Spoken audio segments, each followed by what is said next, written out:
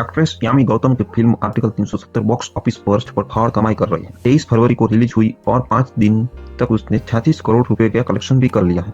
वैसे भी बॉलीवुड में अब भी सत्य घटनाओं पर आधारित कोई पॉलिटिकल फिल्म बनाई जाती है तो एक धड़ा उसे इतना ज्यादा दिखता है कि बॉक्स ऑफिस पर कई रिकॉर्ड्स का ध्वस्त होना लाजिम है। अब इस बार फिल्म अनुच्छेद 370 के हटने पर बनाई गई है। दिखाया गया है कि किस तरह से कानूनी रास्ता अपनाने से लेकर चतुराई दिखाते हुए मोदी सरकार ने जम्मू कश्मीर का इतिहास हमेशा के लिए बदल दिया। फिल्म के डिस्क्लेमर में साफ कहा था कि हमने यह फिल्म सत्य घटनाओं से प्रेरित जरूर रखी है, लेकिन कई ऐसे भी सीन्स हैं जहां पर क्रिएटिविटी लिबर्टी ली गई है, यानी कि उसे पूरा सत्य नहीं माना जा सकता।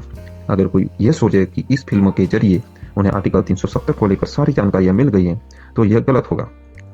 अब मेकर्स ने तो पूरा सच नहीं बताया है, लेकिन इस वीडियो में हम वो पता करेंगे कि जिससे आर्टिकल 370 को हटाने का काम किया कैसे था।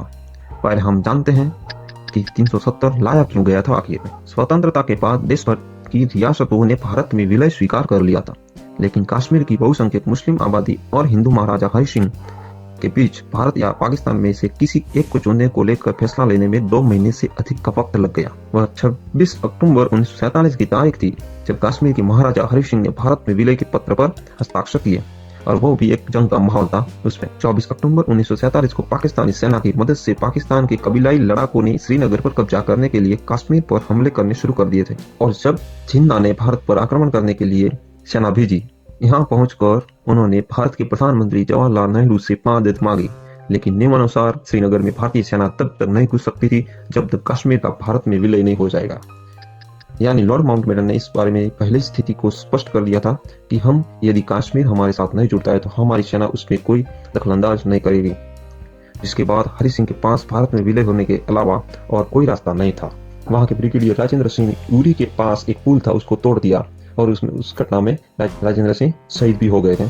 और उस पुल टूटने के बाद कश्मीर को और 2 दिन का वक्त मिल गया ये तैयारी करने में। इसके साथ हरि सिंह के मुख्यमंत्री थे मेहरचंद महाजन, वो बाद में सुप्रीम कोर्ट के जज भी बने थे, और उन्होंने लौह पुरुष के नाम से जाने जाने वाले देश के पहले गृह मंत्री सरदार वल्लभ भाई पटेल कश्मीर को भारत में शामिल करने के लिए लंबे समय से प्रयासरत थे। जैसे ही हरि सिंह ने मदद की गुहार लगाई, तब गृह मंत्रालय की ओर से तैयार किए गए विलय के 2 पन्नों के दस्तावेज लेकर गृह मंत्रालय के उस समय के सचिव वीपी मेनन 26 अक्टूबर 1946 को जम्मू पहुंचे, और उसी दिन हरि सिंह ने हस्ताक्षर किए। वहां पर हरि सिंह का पूरा नाम भी बताया गया है। हरि सिंह ने उनका पूरा नाम क्या लिखा था? श्रीमान इंदर महेंद्र राजराजेश्वर महाराजा हरि सिंह जी, जम्मू एवं कश्मीर नरेश तथा तिब्बत आदि देशाधिपति, जम्मू एवं कश्मीर का शासक। ये उनका पूरा नाम उस विलय पत्र में लिखा हुआ है। इसके बाद 27 अक्टूबर की सुबह भारतीय फौज को श्रीनगर की हवाई पट्टी पर उतारा गया। सेना ने ऑपरेशन शुरू किया और कबीलाई लड़ाकों को न केवल श्रीनगर में घुसने से रोका, बल्कि कश्मीर घाटी से भी उन्होंने पीछे धकेल दिया। और उस विलय पत्र में सब जानते हैं कि राजा हरि सिंह ने एक कंडीशनल तरीके से उसने भारत में विलय किया था, यानी उसको मदद भी मिल सके और वो स्वतंत्र भी रह सके। इसी तरह से उसने साइन किया था। उस एक डिफेंस, विदेशी मामले और संचार और उससे जुड़े अन्य बाबतें जो थी उसको भारत के साथ विलय किया, जिसमें अनुच्छेद जम्मू कश्मीर को दिया गया था। इसीलिए हमारे संविधान में अनुच्छेद 370 जोड़ा गया। उसमें 3 भाग थे। 370 एक ए में हमारा संविधान के 238 अनुच्छेद की बात कर रहा है। 370 एक बी, उसमें संसद को कौन सी पावर दी गई है जम्मू कश्मीर के क्षेत्र में, और यदि कोई बात नहीं बनती है तो वो राज्य के साथ बातचीत कर सकता है। और 370 एक सी ये बताता है कि जम्मू कश्मीर और भारत के संविधान के 2 ही अनुच्छेद लागू होंगे, एक अनुच्छेद पहला और दूसरा अनुच्छेद 370 खुद। और 370 एक डी ये बताता है कि यदि ये ऊपर के दोनों आर्टिकल के अलावा यदि अन्य आर्टिकल लागू करना है तो वो कौन करेगा? राष्ट्रपति का ऑर्डर से जारी किया जा सकता है, और उसमें भी उसको संविधान सभा जम्मू कश्मीर की उससे सहमति लेनी पड़ेगी। 370 2 क्या कहता है?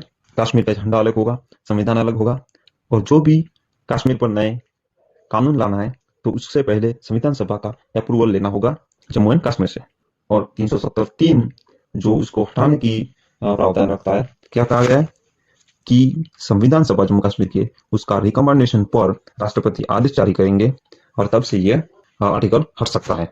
और इसी 370 3 का उपयोग करके महोदय, मैं संकल्प प्रस्तुत करता हूं कि ये सदन अनुच्छेद 370(3) के अंतर्गत भारत के राष्ट्रपति द्वारा जारी की जाने वाली निम्नलिखित अधिसूचनाओं की सिफारिश करता है। संविधान के अनुच्छेद 370(3) के अंतर्गत भारत के संविधान के अनुच्छेद 370 के खंड 1 के साथ पठित अनुच्छेद 370 के खंड 3 द्वारा प्रदत्त शक्तियों का प्रयोग करते हुए राष्ट्रपति संसद की सिफारिश पर यह घोषणा करते हैं कि यह दिनांक जिस दिन भारत के राष्ट्रपति द्वारा इस घोषणा पर हस्ताक्षर किए जाएंगे और इसे सरकारी गैजेट में प्रकाशित किया जाएगा, उस दिन से अनुच्छेद 370 के सभी खंड लागू नहीं होंगे, सिवाय खंड 1 के नामक तदनुसार पढ़ा जाएगा। Shri Amit Shah to move for leave to introduce Jammu Kashmir reservation second amendment bill. Reservation second amendment bill. महोदय, मैं प्रस्ताव करता हूं कि जम्मू कश्मीर आरक्षण अधिनियम 2004 का और संशोधन करने वाले विधेयक पर विचार किया जाए। Motion for consideration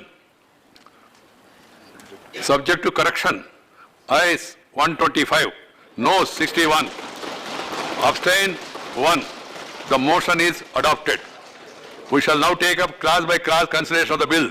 Class 2 to 103 and the first to 15 schedules. Stand part of the bill. Those in favor will please say aye. Those against will please say no. I think the ayes have it, the ayes have it, the ayes have it. Class 2 to 103 and the first to 5th schedule are adopted. Class 1, the enacting formula and the title stand part of the bill. Those in favor will please say aye. Those against will please say no. I think the ayes have it, the ayes have it, the ayes have it. Class 1, the enacting formula and the titles are adopted. Shri Amit Shah, Minister, to move that the bill be passed. सभापति महोदय, मैं इस bill को पारित करने का प्रस्ताव करता हूं। Motion moved that the bill be passed. The question is that the bill be passed. Those in favor will please say aye. Those against will please say no. I think the ayes have it, the ayes have it, the ayes have it. The bill is passed. सरकार ने इसको हटाया है। जम्मू कश्मीर में 20 चुनाव संपन्न हुए 2014 में। उस चुनाव में पीडीपी को 28 सीट, बीजेपी को 25, एनसी को 15 और कांग्रेस को 12 सीटें मिली। बहुमत किसी के पास नहीं था, इसीलिए गठबंधन जरूरी था। फारूक की पार्टी महबूबा के साथ जाने को तैयार नहीं थी। सरकार बनाने के लिए बीजेपी पीडीपी के साथ हाथ मिलाने को राजी हो गई।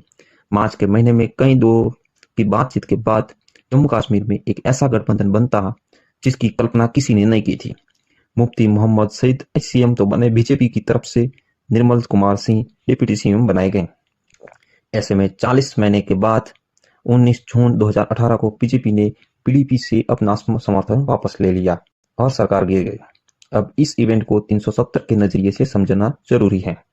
उसके बाद गठबंधन खत्म होने के बाद गवर्नर रूल लगा दिया गया, सत्यपाल मलिक को राज्यपाल बनाया गया और उन्होंने 23 अगस्त को अपना पद भी संभाल लिया। ऐसे में 19 दिसंबर 2018 को वो भी खत्म कर दिया और जम्मू कश्मीर में राष्ट्रपति शासन लग गया, क्योंकि राज्यपाल 6 महीने से ज्यादा एक्सटेंडेड नहीं कर सकते हैं। अब एक बात समझने वाली है कि राष्ट्रपति शासन लगने से पहले सत्यपाल मलिक ने एक बहुत बड़ा काम किया था। उनकी तरफ से 21 नवंबर को जम्मू कश्मीर की विधानसभा को भंग कर दिया गया था और उसके बाद राष्ट्रपति शासन लग गया था। एक समय बाद घाटी में अचानक से सुरक्षा बलों की तैनाती भी बढ़ी जा रही थी। उस समय क्योंकि पाकिस्तान के साथ भी तनाव की स्थिति थी, ऐसे में सभी लोग लगा कि पड़ोसी से निपटने के लिए सारी तैयारी की जा रही है। अब अगर ध्यान से समझने की कोशिश करें तो 5 अगस्त 2019 को राष्ट्रपति का एक आदेश आया था। उस आदेश में जम्मू कश्मीर को लेकर एक संशोधन किया गया था। उस संशोधन के तहत अभी तक जम्मू कश्मीर में हमें जिसे संविधान सभा मान रहे थे उसे बदलकर विधानसभा का दर्जा दे दिया गया। उसके ऊपर यह भी कहा गया कि राज्य की सरकार राज्यपाल के समकक्ष होगी। अब यहाँ भी एक बड़ा खेल था। कहते थे कि जानबूझकर यह बदलाव किया गया होगा। असल में जम्मू कश्मीर में तो राष्ट्रपति शासन लगा हुआ था। ऐसे में यह सवाल था कि राज्यपाल राय किससे लेते। सामान्य स्थिति में तो विधानमंडल की राय माननी पड़ती थी, क्योंकि वहां पर कोई सरकार उस समय थी नहीं। लेकिन विधानमंडल ही नहीं था और राष्ट्रपति शासन लगा हुआ था, इसीलिए सारी ताकत फिर केंद्र सरकार और राष्ट्रपति के पास आ गई थी।